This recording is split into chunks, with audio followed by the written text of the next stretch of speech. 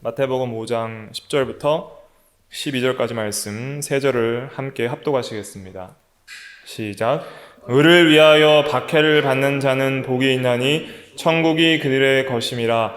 나로 말미암아 너희를 욕하고 박해하고 거짓으로 너희를 거슬러 모든 악한 말을 할 때에는 너희에게 복이 있나니 기뻐하고 즐거워하라. 하늘에서 너희의 상이 큼이라. 너희 전에 있던 선지자들도 이같이 박해하였느니라. 아멘. 이 시간 말씀의 제목은 의를 위하여 박해를 받는 자의 복입니다.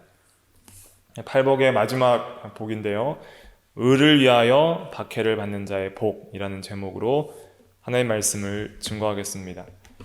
여기서 박해라는 것은 그 헬라어 말로는 좀 여러 가지 의미가 있는데, 성가시게 굴고 못살게 굴다, 또 다른 사람을 고소하다, 법정에서 규탄하고 고소하다, 이런 의미도 있고, 그리고 죽을 때까지 끈질기게 괴롭히다, 이런 의미가 있습니다. 그래서 실제적으로 이제 이 성경이 쓰여지고 또 초대교회 시대 때에는 엄청난 박해들이 있었습니다. 실제 예수를 주라고 고백하면 사회에서 이제 생존권이 박탈당하고 실제 이런 고문과 사형까지 감당해야 되는 경우도 있었습니다. 그래서 이 박해를 받는 많은 그리스도인들이 있었는데, 그 박해가 오기 전에 예수님께서 여러 말씀을 통해서 그 박해를 대비할 수 있도록 준비를 시켜주셨습니다.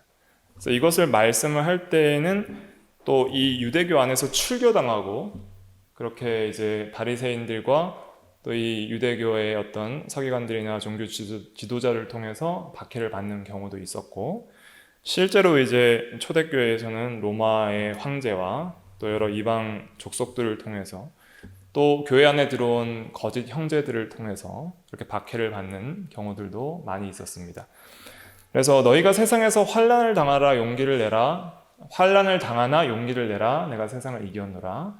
요한복음 16장 33절의 말씀을 하시면서 실제로 그리스도께서 십자가를 지고 죽으시기 전에 너희들도 앞으로 이제 이런 박해들이 올 것이니까 그것을 잘 대비하라, 그리고 그것을 이겨라, 용기를 내라, 이렇게 말씀을 해주셨습니다.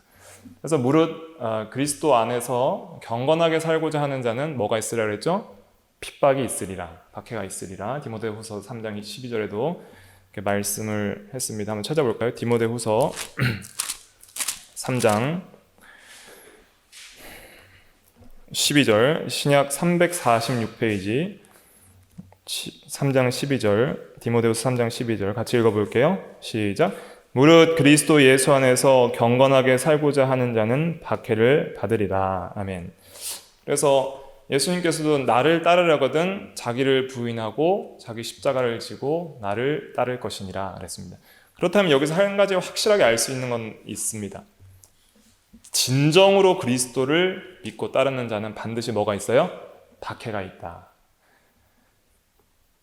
그래서 그냥 마냥 편안하다, 예수 믿는데 육신적으로 너무 편안하고 그냥 마냥 좋다 하는 것은 뭔가 내가 제대로 예수를 따르지 않거나 의로운 삶을 살지 않거나 경건하게 살지 않다는 증거가 될 수 있는 것이죠. 그래서 의를 위하여 박해를 받는다 하는 것을 보니까 참된 의를 이루기 위해서 고군분투하고 힘써 싸우고 애를 쓰는 사람이고 타협하지 않는 사람인 것을 알 수 있습니다. 오늘날에도 우리가 자유민주공화국이라는 그런 좋은 정치 체제 안에서 살기 때문에 종교의 자유가 보장되기 때문에 박해가 없지, 오늘날에도 북한이나 기독교 박해가 가장 심한 국가는 1위가 북한입니다.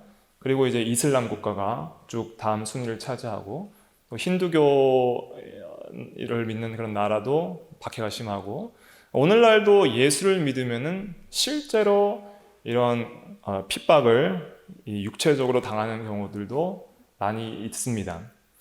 그런데 이 박해의 종류가 오늘 본문에 나오는데 어떤 종류들이 있냐면, 11절에 보니까 나로 말미암아 너희를 욕하고 그랬으니까 욕설로 박해를 받는 경우가 있는 것입니다.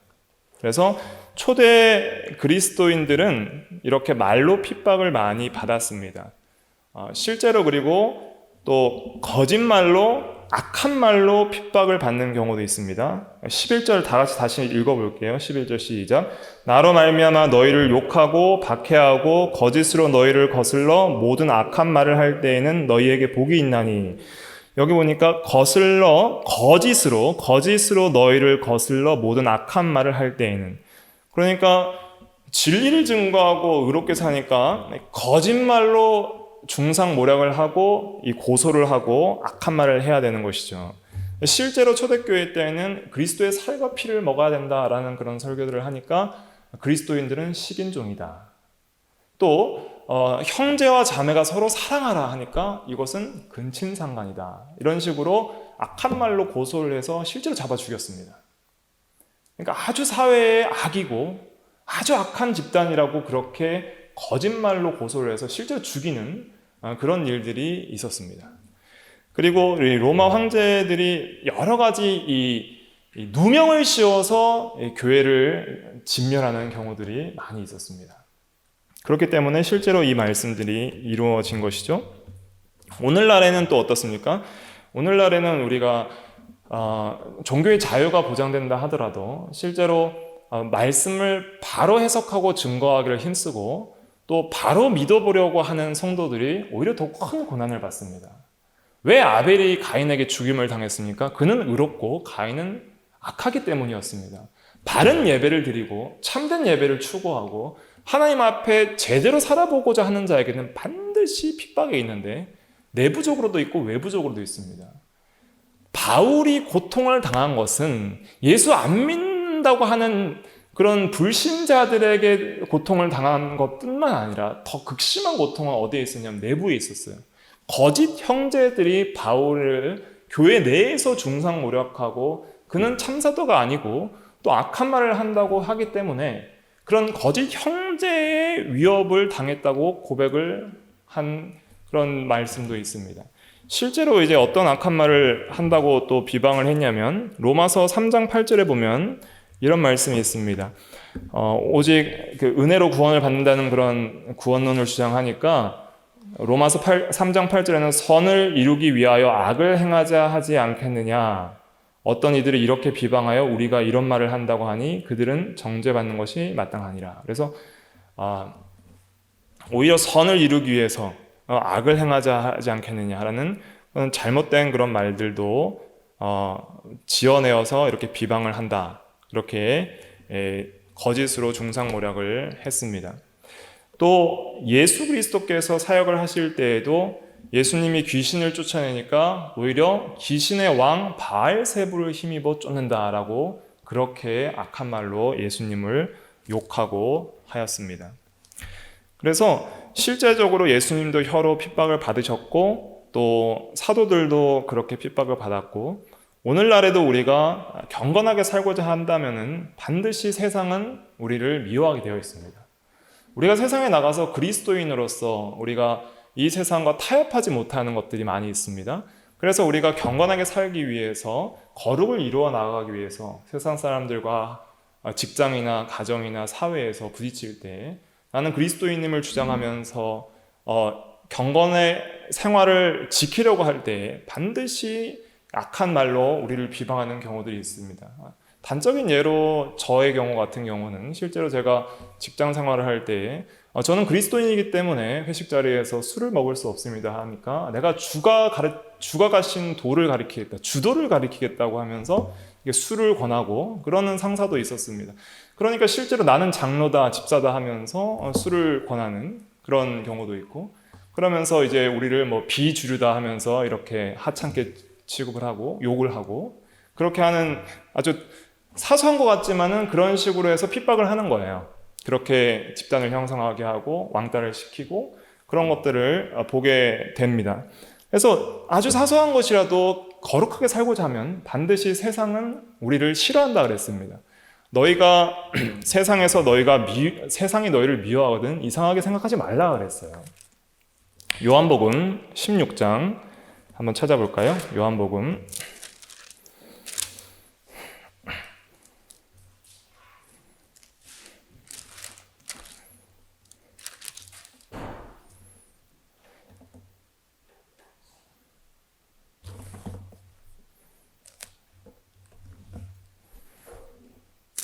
요한복음 16장 15장입니다. 죄송합니다. 제가 15장인데 15장 18절 말씀 보겠습니다. 요한복음 15장 18절부터 20절까지 같이 한번 읽어볼게요. 시작. 세상이 너희를 미워하면 너희보다 먼저 나를 미워한 줄을 알라. 너희가 세상에 속하였으면 세상이 자기의 것을 사랑할 것이나 너희는 세상에 속한 자가 아니요 도리어 내가 너희를 세상에서 택하였기 때문에 세상이 너희를 미워하느니라. 내가 너희에게 종이 주인보다 더 크지 못하다 한 말을 기억하라. 사람들이 나를 박해하였은즉 너희도 박해할 것이요 내 말을 지켰은즉 너희 말도 지킬 것이라. 아멘. 그래서 예수님께서 자기를 바알세불이라고 했거늘, 귀신의 왕이라고 했거늘 나를 믿는 너희들이야 얼마나 더하랴 이렇게 말씀하셨죠. 그리고 이제 나를 박해했으니 너희도 박해할 것이다. 하지만 또 이런 말씀을 주셨어요. 나의 말을 너희가 지켰으니 너희 말도 지킬 것이라. 믿는 자들도 생기겠다는 것이죠. 그런 경건을 힘쓰면서 욕하는 자들이 다수라 할지라도 소수는 또 그 믿음의 본을 따르는 사람들도 있을 거라는 그런 말씀도 주신 것입니다. 그래서 우리가 이 세상에서 핍박을 받는 여러 가지 이유가 있는데, 첫째는 하나님의 뜻이 있어요. 예수님께서도 나를 따르려거든 십자가를 지고 따르라 그랬고, 또 그리스도와 함께 영광을 받기 위해서 고난도 함께 받아야 된다 그랬고, 그래서 하나님께서 이 세상에서 고난을 받는 것이 뜻입니다. 그 고난을 통해서 주시는 유익은 뭐냐면 우리의 옛사람들이 깨어져 나가고 정금과 같은 믿음으로 만들고 참된 신앙을 증거하게 하기 위해서 그렇게 하나님의 섭리 가운데 우리에게 고난을 주십니다. 그래서 큰 의미에서는 하나님의 뜻이 있는 거고, 때로는 고난만 있는 것이 아니라 때로는 평안한 길과 쉴만한 물가와 푸른 초장으로도 인도하시죠. 그러나 이제 실제적인 그 핍박의 이유는 악한 자들 때문입니다. 첫째는 마귀 때문에 고난을 받는 것이고, 또 둘째는 여러 가지 이제 공개적이거나 비공개적인 그런 교회의 원수들이 있기 때문입니다.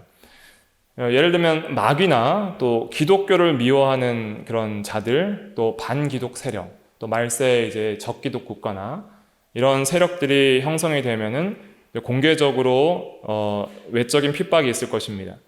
그러나 또 이 감추어진 원수들이 많이 있습니다. 예를 들면은 교회에 가만히 들어온 그런 거짓 형제나 또 이단자들, 또 신천지 같은 경우도 교회에 몰래 숨어 들어와서 교회를 분란시키고 교회를 장악하는 그런 경우들, 또 믿지 않는 그런 신자들, 또 거짓 그리스도, 이런 이단자들이나 이런 자들이 또 교회에 핍박을 주고 또 교회에 여러 가지 환난을 줍니다. 그래서 고린도후서 11장 26절에도 이제 거짓 형제 중에 위협을 당하고라는 말씀을 바울이 했던 것이죠.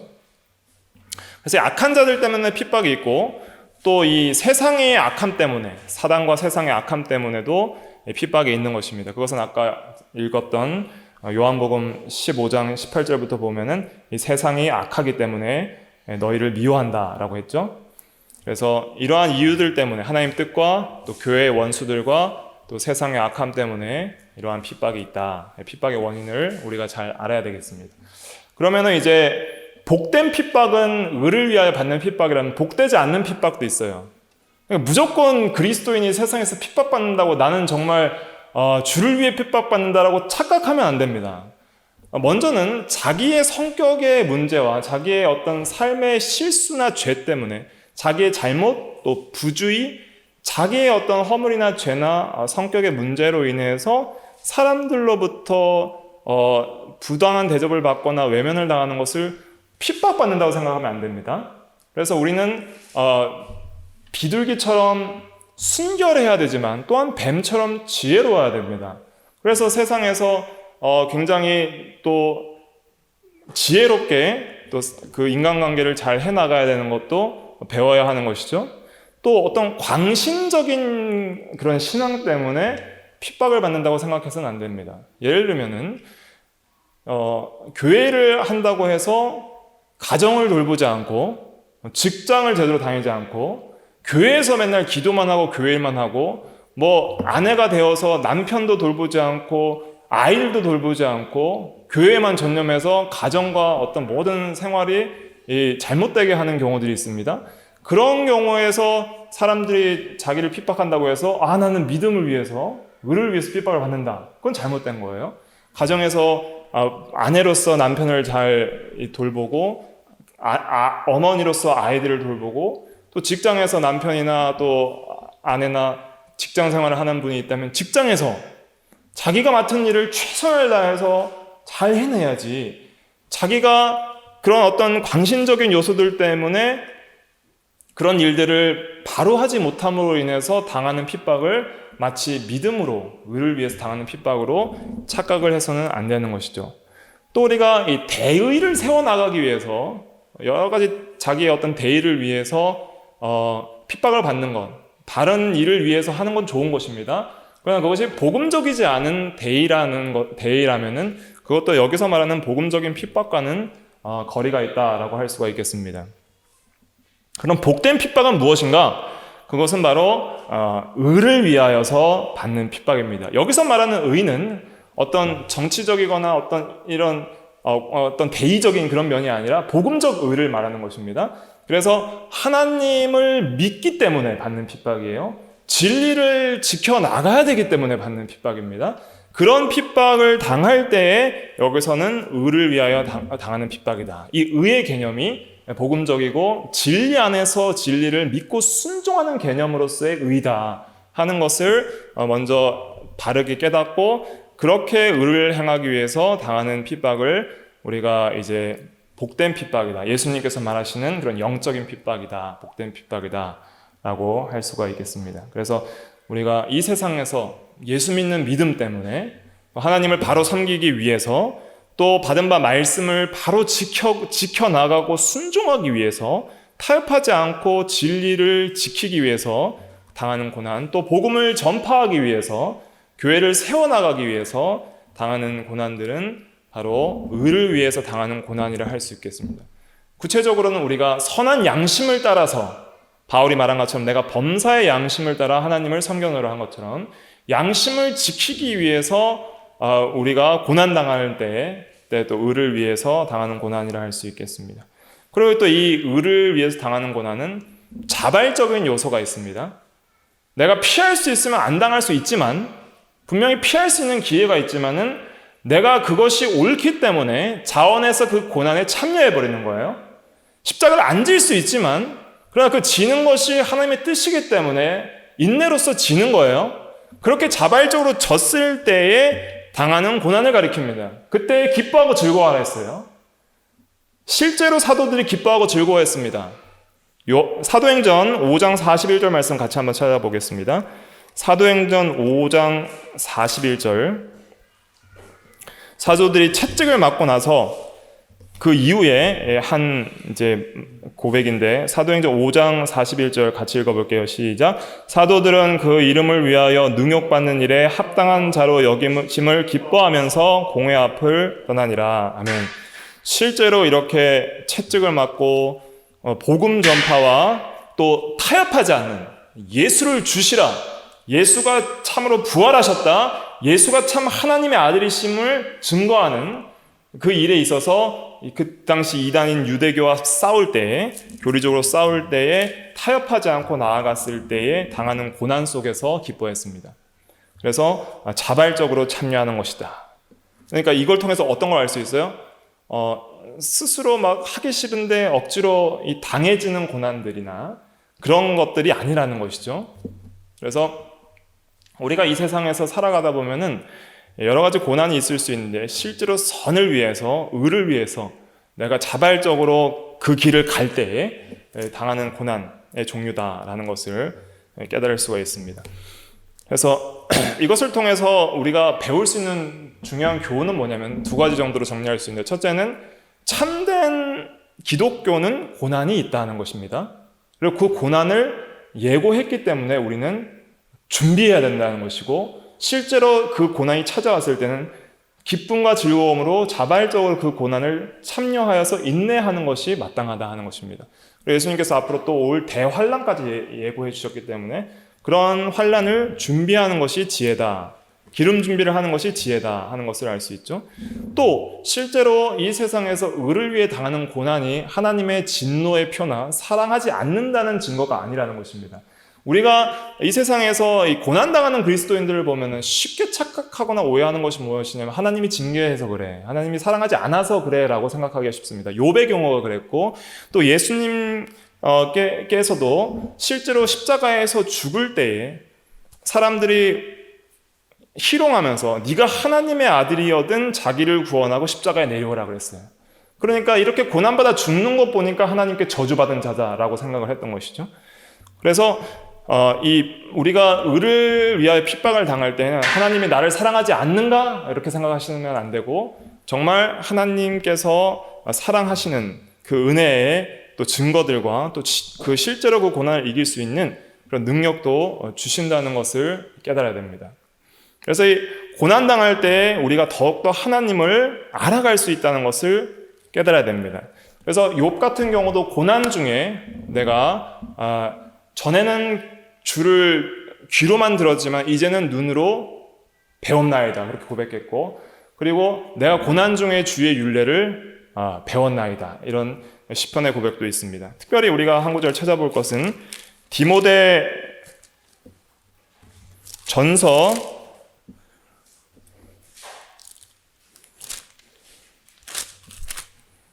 1장 12절입니다.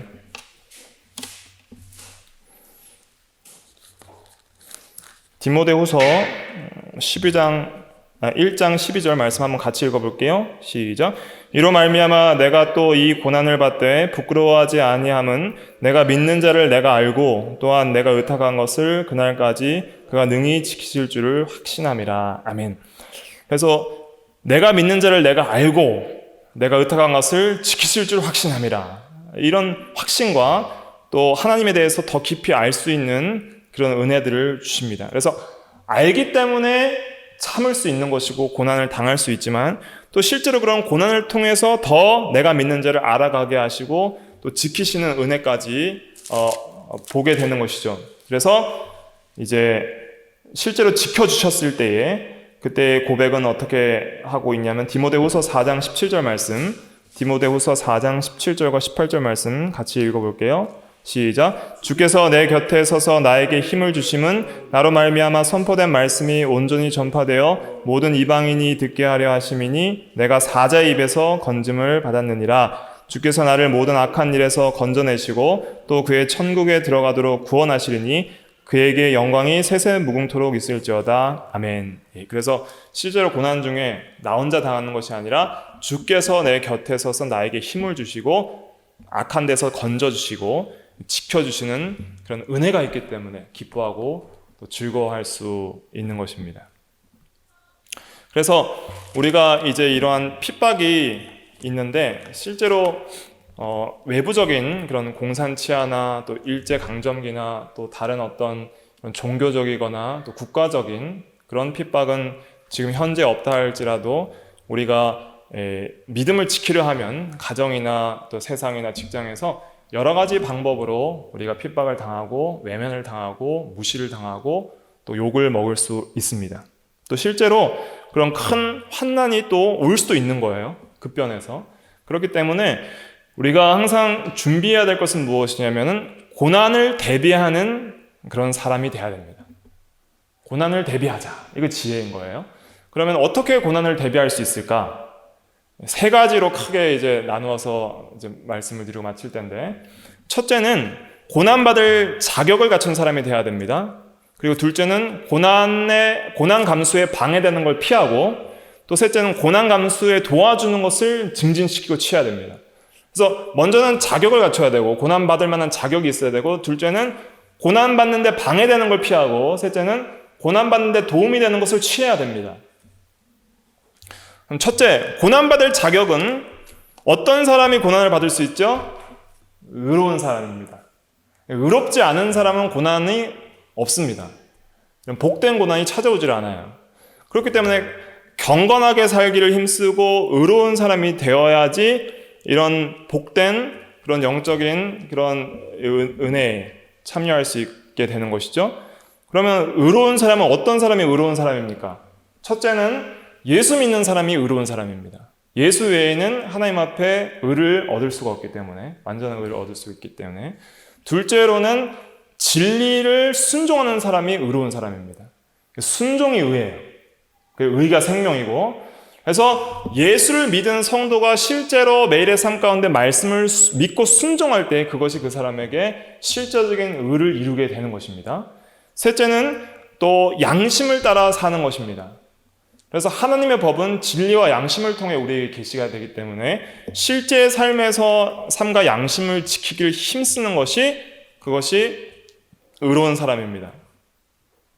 그러면 그런 의를 갖추는 사람이 되려면 예수를 믿고 또 계속 믿어나가며 또 성령을 따라서 말씀을 순종하고 양심을 지키는 그런 삶을 살아야 하는 것이죠.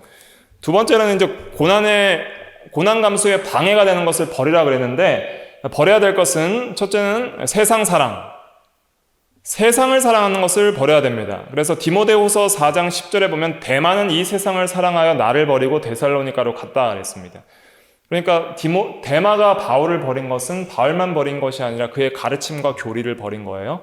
그러니까 의롭게 사는 삶 자체를 버리고 신앙을 버린 것입니다. 세상에 빠져있는 사람은 십자가를 사랑하지 않습니다. 십자가를 사랑하지 않는 사람이 십자가를 질 수도 없는 노릇이죠. 그렇기 때문에 우리가 세상 사랑하는 것은 곧 하나님과 원수되는 것이라고 그랬습니다. 가늠하는 여자들이여 세상을 사랑함이 곧 하나님과 원수됨인 것을 알지 못하느냐. 야고보서 4장 4절에 말씀을 했던 것이죠. 그래서 세상의 것을 누림과 세상의 것을 사랑하고 취함을 구별해야 됩니다.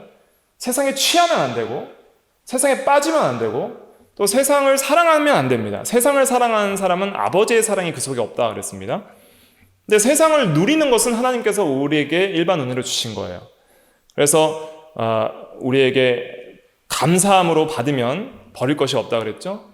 그래서 우리가 세상에서 하나님께서 주시는 것을 감사함으로 쓰고 바로 사용해서 그것을 믿음으로 또 영생을 이루는데도 또 이용하면서 쓰는 것은 지혜인데, 그러나 세상 사랑과 세상에 취하는 것을 우리가 잘 분별해서 그것들을 버려야 됩니다. 그래서 바울은 뭐라고까지 말씀했냐면 세상이 나에 대하여서 못 박히고 나도 세상에 대하여서 그러하노라 그랬잖아요.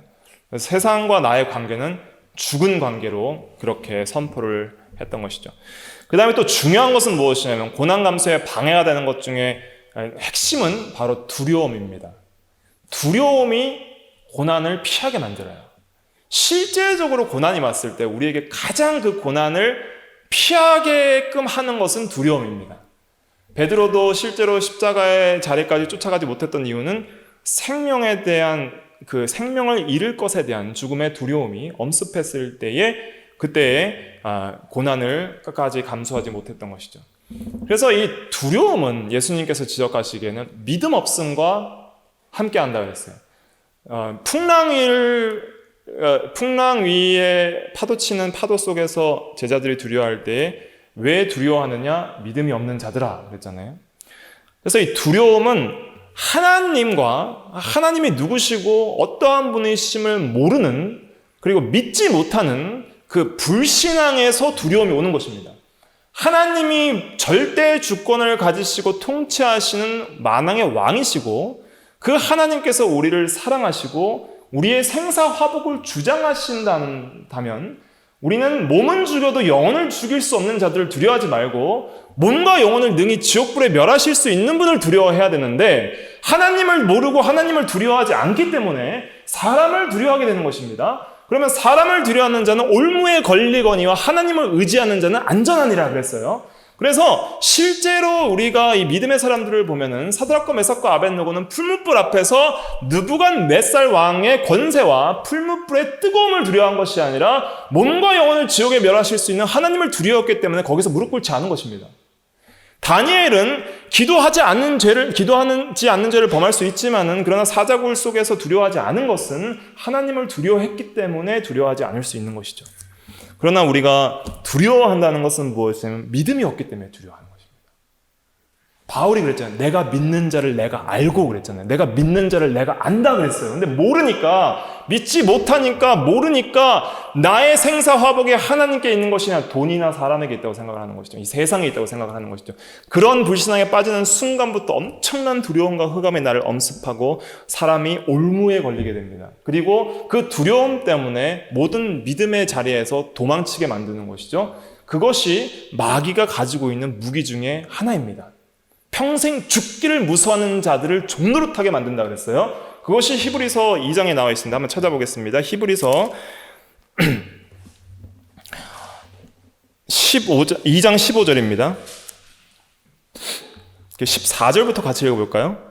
2장 14절부터 15절 시작. 자녀들은 혈과 육에 속하였음에 그도 또한 같은 모양으로 혈과 육을 함께 지니심은 죽음을 통하여 죽음의 세력을 잡은 자 곧 마귀를 멸하시며 또 죽기를 무서워함으로 한평생 매어 종노릇하는 모든 자들을 놓아주려 하심이니. 예수님께서 왜 죽으셨는가? 그것은 죽음의 세력을 잡은 마귀를 멸하시어서 이제는 우리에게 의와 생명을 주셔서 죽음의 두려움과 공포로부터 종노릇하는 그런 삶에서 해방시켜 주시는 거예요. 사망아 내가 무엇이냐라고 사망을 비웃으면서 더 좋은 부활을 얻기 위해 구차히 이 생명에 연연하지 않았던 그 히브리서 11장에 나오는 믿음의 선배들의 고백처럼 살 수 있는 그런 능력을 주셨다는 것이죠. 그래서 히브리서 13장 6절에 이런 말씀이 있습니다. 히브리서 13장 6절에 우리가 담대히 말하되 주는 나를 돕는 이시니 내가 무서워하지 아니하겠노라. 사람이 내게 어찌하리요 하노라. 주님을 의지하는 자는 무서워하지 않습니다. 사람이 내게 어찌하리요. 그렇게 한다 그랬습니다. 두려움은 바른 길을 택하지 못하게 하고 양심을 어기게 합니다.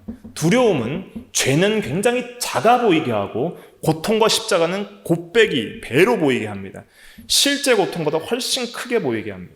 그러므로 두려움은 십자가와 고난을 피하게 만들고 오히려 작아 보이는 죄를 선택하게 만드는 것이죠.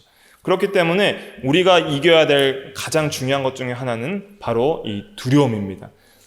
디모데에게 두려움이 들어왔습니다. 바울이 감옥에 gat혔고 그리고 십자가의 복음이 부끄러움을 당하고 멸시를 받습니다. 그때 디모데는 위장병도 있었습니다. 마음의 육신의 병과 또 복음이 하찮게 여김을 당함과 가장 존경하는 스승과 같은 아버지와 같은 선배가 감옥에 갇혀서 고난받는 것을 볼 때에 디모데는 사역자로서 두려움이 들어왔습니다. 그때 바울은 디모데에게 말합니다. 하나님이 우리에게 주신 것은 두려워하는 마음이 아니요 능력과 사랑과 절제하는 마음이니. 디모데후서 1장 7절에 그렇게 말을 했습니다. 그래서 부끄러워하지 말고 하나님의 능력을 따라 복음과 함께 고난을 받으라 그랬습니다. 그래서 실제로 이 두려움은 우리가 고난 받는 데 있어서 가장 큰 대적이다 하는 것을 우리가 기억하고 이 두려움을 버릴 수 있도록 해야 됩니다. 그러려면 믿음을 가져야 되고 특별히 이 두려움은 어디서부터 들어오면 세상 사랑으로부터 들어오는 거예요. 세상 사랑과 자기 사랑으로부터 자기 애착과 세상의 것에 대한 애착이 생깁니다. 그래서 롯의 아내는 어떻게 됐어요? 뒤를 돌아봤잖아요. 그래서 죽은 거예요. 그러니까 어떤 애착이 생기면 그것을 지키기 위해서 두려움이 생기는 거예요. 근데 아무것도 잃을 게 없는 사람보다 무서운 사람은 없는 거예요. 그러니까 나와 세상에 대해서 자기에 대해서 죽고 세상에 대해서 죽으면은 사는 것이 그리스도니 죽는 것도 유익함이라는 그 바울의 고백이 실제로 우리의 고백이 또 될 수가 있는 것입니다. 그럼 셋째로 고난 감수에 도움을 주는 것을 우리가 증진시키고 얻어야 되는데 첫째로는 고난 받는 것을 연습해야 됩니다. 그래서 디모데후서 2장 3절에도 나와 함께 고난을 받으라 했는데 고난 받는 것을 어떻게 연습할 수 있을까요? 특별히 이 경건 훈련을 통해서 연습할 수 있습니다.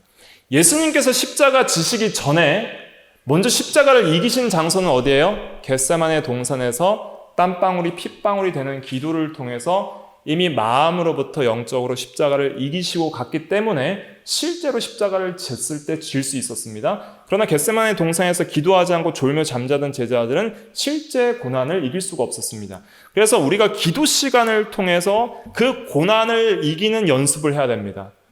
나를 죽이는 연습을 해야 됩니다. 세상 사랑을 죽이는 연습을 해야 됩니다. 두려움을 죽이는 연습을 해야 됩니다. 그래서 내 자신을 온전히 하나님께 드리는 연습을 하고 실제로 그렇게 바울처럼 나는 날마다 죽노라는 고백이 나의 고백이 될 때에 그때 점점 세상 사랑과 나의 자기 사랑에 대한 애착이 없어지고 강하고 용기 있는 그리스도의 정병이 될 수 있는 것입니다. 그래서 기도가 정말 중요한 거예요. 실제로 기도를 통해서 고난받는 것을 연습할 수 있는 그런 훈련소가 기도의 장소라고 할 수 있습니다. 그다음 두 번째로는 그리스도의 지식으로 단련해야 됩니다. 내가 모르는 사람을 위해서 죽을 수가 없습니다. 그리스도가 가장 귀하다면, 예수를 아는 지식이 가장 고상함을 위하여 다른 모든 것을 배설물로 여길 수 있다면 그때야 비로소 그리스도를 끝까지 따를 수 있는 것이죠. 내가 따르는 자가 2등이고 3등이면 따를 수 없는 거예요. 근데 내가 믿는 자를 내가 알 때에, 그리스도가 얼마나 귀한 분인지 알 때에, 그리스도의 은혜와 사랑이 얼마나 큰지 무한한지를 알 때에 비로소 우리는 따를 수 있게 되는 것이죠. 모르는 자를 따를 수는 없는 거예요. 알 때 따를 수 있는 것입니다. 그렇기 때문에 그리스도의 지식으로 우리의 마음을 채워야 됩니다. 그리고 또 중요한 것은 양심을 지키는 것을 힘을 써야 됩니다.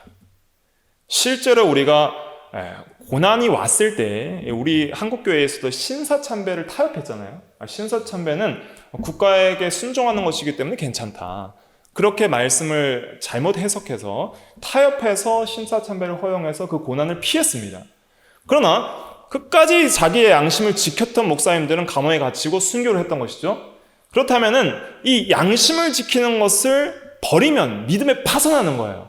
양심을 버리기 시작하면 우리의 몸이 배라면은 구멍이 하나씩 뚫리는 겁니다. 하나씩 구멍이 뚫리면 하나 버리고 2개 버리면 구멍이 막 뚫려요. 그러다가는 침몰해 버립니다.